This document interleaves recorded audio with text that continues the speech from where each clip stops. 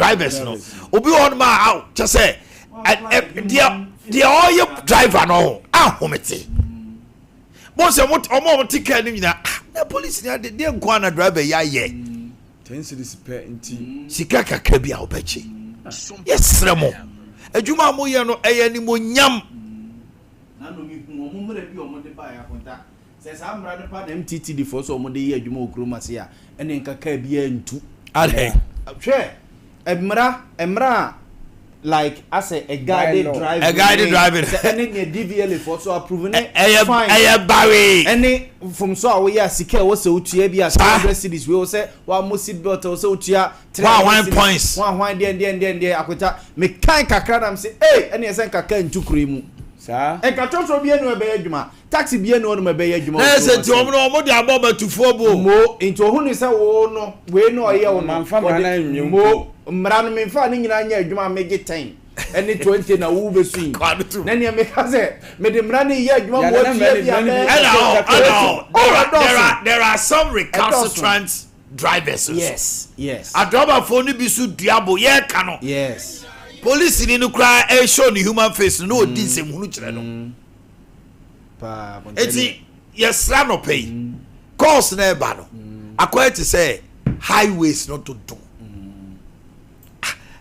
mas go e just krapa o the speed is an yo no mo the cone bear me enu me nsa bi asi ho na santasi esoro san yo accident is sia o mnya be ya ICS ho no akota eno kra de MTTD black and white for ya na koko jejina ho unsa normally highway for na e ya na omo ye armed no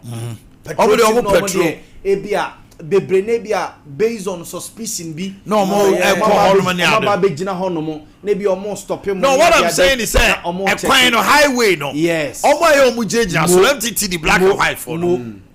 na ma ni nim jikura che me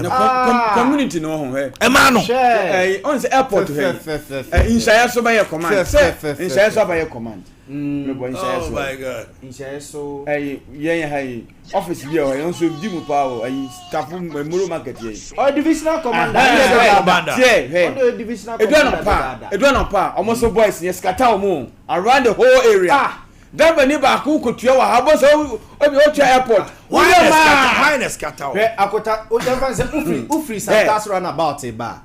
Enya highway no ko do na pare obi airport ma. Ufri Santas run about e ba di bedru so full line no. Oba be chie bi o ho no mo. No wa ba bedru Abreport Junction between Abreport Junction and ba some run about. Adventist Senior High School. Obo say 2 bi gina ho. Na watra run about no. Te sane wo buti se bia okọ Wesco ho no na Wesco ho ebigina ho na after Wesco ho na ubedru tafosie ye ede ko New Road Junction ho no e ma ni gina ho asa na dia bewura tafumu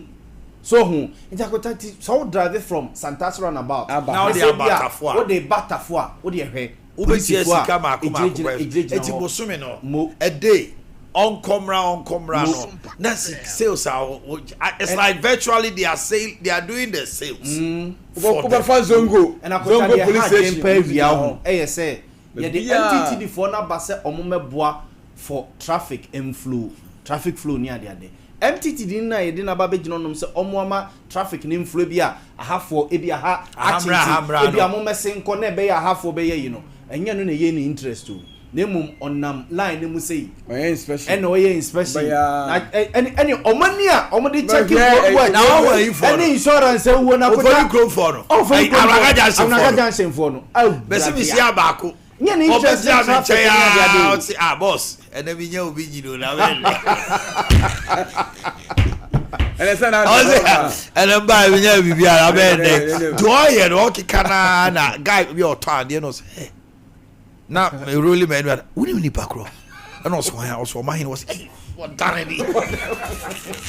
agudomania omede use road words ewu ha eno insurance ewu no 50 meters obewu omo no aduma Omanhene be say nko aduma say road words ewu wa ko aduma na say license ayi insurance ewu o make card ho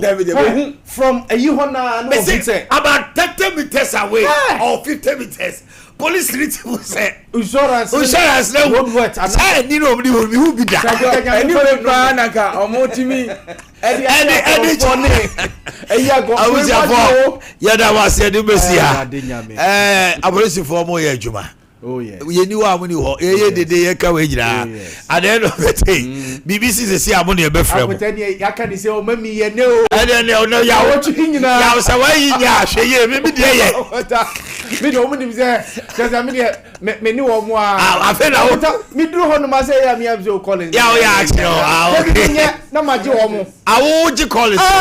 Hwe akwata na mo ya wa do pepper dru police. Akwata me ye ya abze. Na we say for kuku asoje kuku aji police for no kuku atami on say Collins said na ko gina Morientes money more rage police station ho into adana kuku mamela say ya na Morientes money mo no na Collins ma ko gina nti ya mentan fa ho but ayi Collins so do hu 50-100 ya je kokokoko ntem ne nya adwuma so wo gina ho a driver for no say adwuma no mu nyina so nti kokoko Collins so you to I was your for Emba betra sit on the footage of the Amabo. Money and try a crabo.